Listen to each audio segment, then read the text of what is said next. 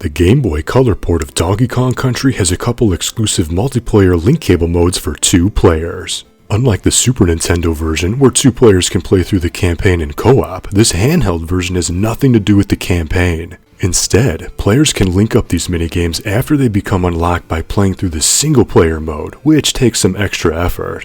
There are 5 different variants of Crosshair Cranky, a simple yet awkward gallery shooter. Kremlins and Kongs want you to shoot the lizards and not the Kongs before they steal all the bananas. Like Whack-A-Mole, shooting different colored Kremlins and Barrel-O Kremlins will award different point totals when hit. Kremlin Crackdown is basically a straightforward shoot-'em-all match. Buddies Beware is sorta like Game & Watch Gallery's Manhole, where you need to fill holes with shots so your animal buddies can cross. And the final game, Wanted, shows you which colored Kremlin to shoot for that particular round.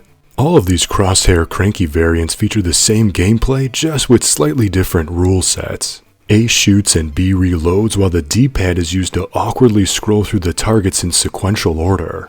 Due to the circular pattern of the targets found in most of these games, it can be a little confusing which direction to push. Should you tap down or should you tap right? It doesn't feel intuitive, and I can't help but wonder why the targets weren't placed in simple rows and columns. Funky Fishing is the other multiplayer minigame that features some simple gameplay but has some annoyances. The D-pad moves the boat left and right while a single button tap flings the hook upwards, launching whatever sea creatures that move through its path. Then, in order to score points, the fish must be caught in the boat on the way down.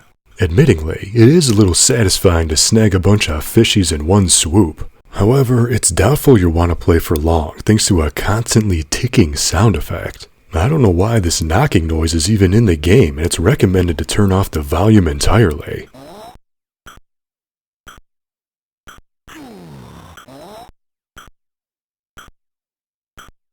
It also takes a while for the combo meter, spelled with the K, to fill, and the unstable multiplayer connection kept crashing. In short, Funky Fishing isn't great, and it just made me want to play competitive Atari 2600 Fishing Derby instead. While it is really cool that minigames were exclusively created for this version of Donkey Kong Country, they're not anything special or particularly fun. Plus, you need to grind the single-player campaign to unlock them, which is not a worthwhile payoff. But hey, there's a bunch of pictures, letters, and numbers to print if you link your Gameboy Printer, if you still have any paper left, and a handful of batteries.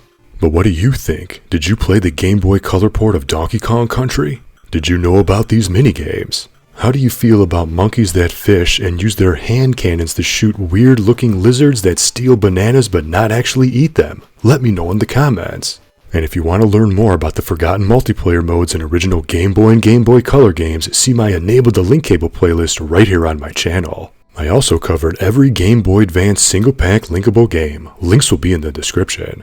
Until next time, thank you for watching and game on!